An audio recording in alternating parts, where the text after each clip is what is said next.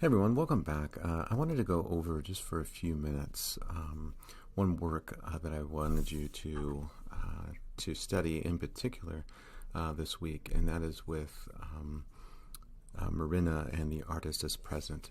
And what we've been taking a look at is that your definition of art and some perhaps of the limitations to an initial investigation of what art is, or a knee-jerk reaction to what art is, to get us to question our assumptions and perhaps our biases a little bit, to think a little bit more deeply about it. And then I gave you some ideas, some philosophers to consider and how they've defined art and what we can learn from their investigation of art, what we can agree with or perhaps disagree with.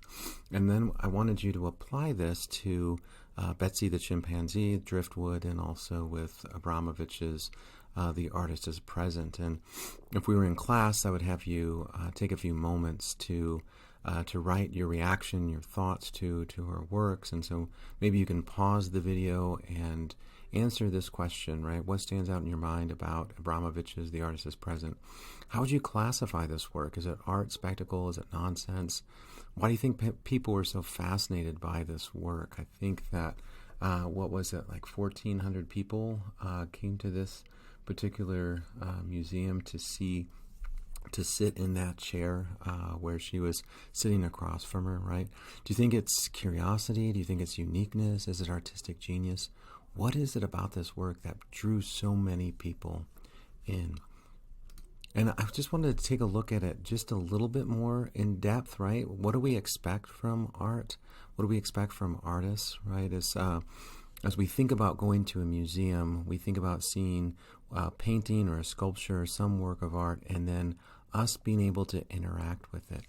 And here what we see with Marina is she's taking that idea of an art being an object out, right? She's removing the actual product of the art and suggesting that she is the center of the art, right? When we go to take a look at perhaps a Van Gogh or a Michelangelo, we're trying to interact with the artistic genius of Michelangelo or Van Gogh. We're trying to immerse into their way of seeing the world. And what she's doing is she's removing that as a product and suggesting that here is the artist that you can interact with. And so my question for you is this considered art, right? What would Aristotle say? Aristotle says that art reflects nature, right? Is this a reflection of nature? And in what way might it be a reflection of nature? In what way might it not be a reflection of nature, right? If art is about the artist creating something, does Marina create something within this particular work? Is she creating an experience for people? And so getting us to think a little bit more about that. And most of the time, people's knee-jerk reaction to this when I teach this in class is obviously, no, this is not considered art because she didn't produce anything. So the answer then is art must be, therefore, a product that we can then have to hold. It has some type of three-dimensionality to it, or something along those lines, something that's been created. And I wonder if that perhaps is a little bit of a simplistic response or answer that we can perhaps question, right? That kind of knee-jerk reaction. I generally respond, would it be better if she was holding a frame, right? And this was just a self-portrait, right? And again, I think a lot of people push back on that, and they say, no, it has to be actually created. And let's take a look at that idea of a creation. The photographer Marco Anelli photographed every single person that sat in the chair across from Marina and recorded the time that they sat in the chair and the responses to them, right? And so as we go through them, what's actually happening within these viewers, right? As they're sitting in that chair, is there an emotional reaction? As Tolstoy says, art is about a shared experience. Is there a shared experience here, right? Is there a reflection, getting back to Aristotle, is there a reflection of nature, right? Is there something that people are identifying with and suggesting that there is a human experience that is capturing some aspect of truth, right? As people are standing in front of it. Thinking about Greenberg, is this something new and different? and perhaps pushing the art world to a better understanding? Is it reflecting the world around us, right? As we think about what Marina is doing across from that chair, she's not really doing anything, right? She's just kind of sitting there in this kind of trance-like kind of look. And then the viewer is invited to just do whatever he or she wants to do in the seat across, sitting for as long as he or she chooses to do. And so, is art just a product, or could the product be the actual experience of sitting in that chair, right? That experience, that shared exchange. And perhaps what Marina is suggesting here, thinking about how this reflects our world today, perhaps she's suggesting that we really don't interact with each other anymore. We don't really interact with each other face to face. We don't really take time to sit down and empathize, right? We're too busy immersed in our screens and our cell phones and our laptops, on the internet, through social media, that we don't really interact with one another anymore, that we're losing human connectivity. And what she's doing is she's allowing people the opportunity to have a human connection with a complete stranger, right, for just a moment. Slow down to experience one another in a different way. I wanted to show you a film that they made about this. And what happened is, one day someone set up her former boyfriend to come in and to sit in the chair across from her. They didn't tell Marina that this was going to happen because they just wanted to film her experience. And it's kind of an interesting exchange between the two of them, right? I've never seen her break character before, break from her artistic experience. And so this is kind of an interesting encounter as she sees her boyfriend, and they haven't seen each other for about 40 years at this point. They decided, they're both artists, and they decided that they're going to part ways as artists would, right? Something grandiose. And so they went to the Great Wall of China, and one of them went one way and the other went the other. And they haven't seen each other since this particular moment that was filmed. And I wanted to show you this to give you a sense of what this is like, and to question again, what is art, right? That is the central question of the 20th century.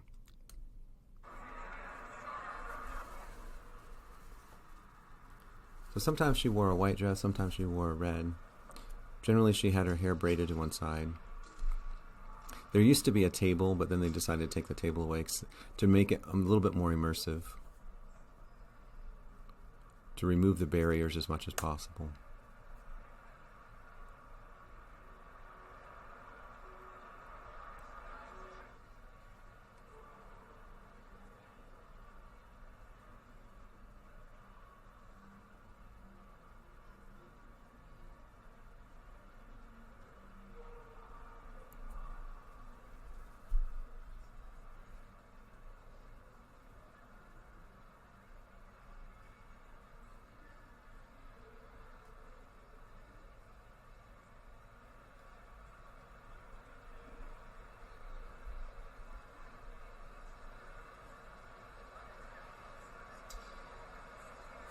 A lot of confused looks that come by. People are uncertain what to do. But is this not in some ways a self-portrait, right?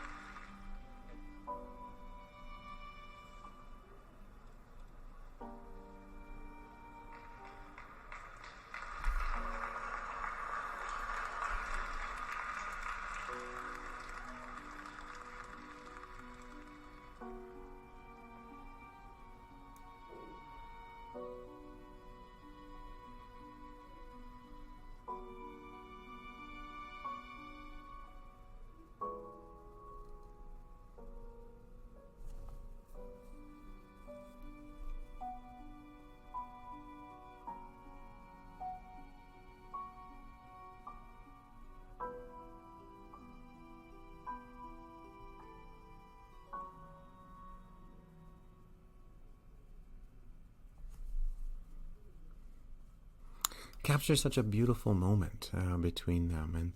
And what I want to argue to you, and I'll make this point throughout the semester, is that art always reflects the world in which it was created, right? Or at least great art does, right? And so as we think about sitting with Marina, rather than thinking about perhaps it's different or it's dumb or you might not like it, think about what it might be reflecting about the world around us. Think about what it might be representing, right? And think about how Marina is getting us to think a little bit more deeply about our particular culture, right? And so as we go throughout the semester and we see things that are a little bit different, like the artist is present, I want us to think, rather than this is, dumb or this is just stupid, I want us to think, why would an artist choose to represent this in this manner, right? Why would an artist like Marina Abramovich decide to represent what she's representing here, the loss of human connectivity, the desire to reconnect, in the way that she does, right? I think that's a better question, rather than, why would someone do this? That's stupid. Think about, why would someone choose to do this in this way? And I think that's a much more critical type of question. Thinking about connectivity, right? I wanted to show you a couple other works of art just in the next few minutes. This one's kind of interesting. They decided to create a teeter-totter wall. They went down to the border between the United States and Mexico, and where there's been a big emphasis over the last couple of decades about building a stronger wall to try to keep illegal immigrants out. This artist decided to find ways to focus on connections, right? Rather than focusing on what divides us. As we see in our society today, we focus on a lot of divisive rhetoric. We see this in the political landscape. You're either all one thing or you're all the other, right? You're either a liberal, you're a conservative, or a Republican, or a Democrat, or all of these ideological things about that divide us on all of these social issues. These two artists decide to focus more on what connects us, right? Because we have more in common than we do have with differences, right? So we have children playing on one side of the border wall and on the other side. The focus on our connection.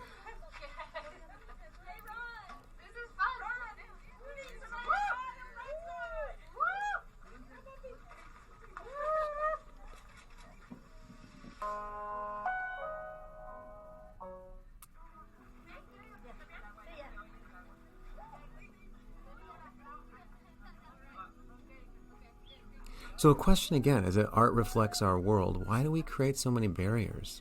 Should we be creating so many barriers?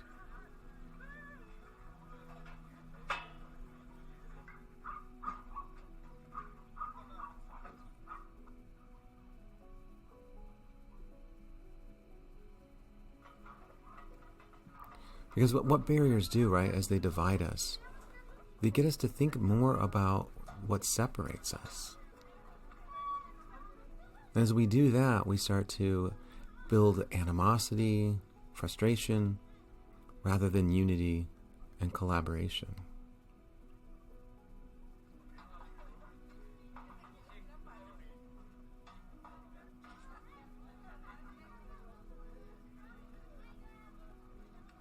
Hay buenas relaciones entre los Estados Unidos y México, la gente de los dos lados. Y usar un sub y baja muestra que somos iguales y podemos estar juntos jugando y divirtiéndonos, y también el muro corta estas relaciones que tenemos. Y bueno, también mira, lo que hace uno en un lado tiene impacto en el otro, y eso es lo que es un sub y baja, exactamente. And this is a beautiful binational border yoga class that takes place in Friendship Park. And I love this particular pose because this is monument pose, and it's a pose of these monuments which were the first demarcation of the border in 1849, and they were placed along the border by both U.S. and the Mexican engineers. And these particular monuments actually sit right perfectly on the border, half in Mexico and half in the United States, and they're maintained by both countries. volleyball has often been used as a way to bring people together along the U.S.-Mexico border. But it's interesting that the sport is being used there because I see it as a sport that reflects the kinds of relationships between the United States and Mexico, and somehow the game of volleyball is this game of equality. In fact, its origins are in a game of equality. The inventor of volleyball was a classmate of James Naismith, who invented basketball. But the inventor of volleyball thought that basketball was too difficult a sport. It wasn't a sport for everyone. He wanted to make a sport of equality. So it's interesting to me that all these years later, that it is beginning to be used as a sport to bring people in a kind of a sport of equality, or a teeter-totter that speaks to the kind of synergies between the United States and Mexico, and knowing that we are two countries not at war. We are allies, but we are also dependent on each other in terms of economic trade, but also in terms of family. And what we do on one side affects those who are on the other side, and vice versa. So as we think about, how art reflects the world in which it's created, what is this reflecting about our culture? Right? What is it reflecting about who we are? I wanted to end today by taking a look at another direction in the contemporary world within museums. There's a growing trend to develop institutions commonly called museums, for the lack of a better word. They are designed for patrons to take photos of themselves in unusual places and or situations. People have a more immersive experience, yet as opposed to traditional museums, these places are not designed for patrons to walk away from them with any depth of understanding. Some places have thousands of visitors per weekend, right? Which is kind of interesting because a lot of museums are struggling to get patrons to come to them. But selfie museums are widely popular, and they're growing in their popularity. And so here you see an example of a selfie museum of a chimpanzee that's coming out of the painting to take a photo, and then she's taking a photo with the chimpanzee as though the chimpanzee is taking the photo. Or this one with Bruce Lee looking as though he's breaking out of the picture plane and entering into this fourth wall space. Or this individual who's emerging from a Van Gogh, or looks as though he's emerging from a Van Gogh painting, or extremely large eggs, right? So just giving people different encounters, right, to then take a photo that they can post online. And so here's just this kind of fake mirror that's between them, and then you have two rooms that are designed to be identical to make it seem as though they're going to be reflective, but they're not really reflective because they're really just a pane of glass in between them, right? Unusual places, unusual kind of scenarios for people to take a picture. So as we think about these two, right, I want us to think about the artist is present in connection with selfie museums, right? Why do you think that people oppose works such as the artist is present, but are fans of things like selfie museums? Many would go to a selfie museum and they would never step inside an art museum. I want you to think about, what do you think the difference is? And then as we think about this, these similarities and these differences, something that to kind of deepen our understanding again of art, the art world, how the contemporary art is reflecting our contemporary issues, and what's the direction of the art world, where should it go? I want you to think about whether selfie museums are an affront or an attack or problematic to the art world. Do they cheapen what is considered to be a museum and what one should expect to get from a museum? Or, on the other hand, do you think that there's simply just a natural progression of museums? That this is the way that museums should go, to be much more interactive and immersive, right? Rather than kind of shut off and closed, so to speak, right? Should museums, art museums, take a page from the Selfie Museum playbook and make museums much more superficial or perhaps more interactive to entice people to come to them to participate, right? So again, as we think about, the humanities and our contemporary world, what should the direction be? These are some of the problems that you guys are going to have to answer or address as you guys graduate and move on into your humanities careers. How are we going to, entice the public to come? Because by and large, people aren't going to come to see this. And I want you to think about why that is, right? Because what we see here is that Marina is trying to be immersive. This is about interaction, right? But what's the difference between this type of interaction and this type of interaction, right? Should museums try to gravitate more towards this interaction just so they can have people come there? Or should they toe the line and say, you know what? We don't want whatever this is. We want to maintain what, this standard of what we think museums should be, right? Now, it might be easy to kind of say that, but again, on the other side of that is if they, continue this direction, not really getting enough patrons and people interested in art, are they going to lose a generation of people and then lose of what they're trying to protect, kind of as an unintended consequence or a byproduct of trying to maintain their kind of separateness or maintain some type of integrity that they have? What should the art museums do, right? And so it's just some thoughts to. So should, museums, seek to quote unquote cash in, right? So again, just some thoughts to pick up on our discussion of what is art, what should we expect art. Here's some specific examples of art today. What are some of the contemporary issues about art, the direction of how are we defining it, how are we understanding it, for you to reflect on and to deepen your understanding of art.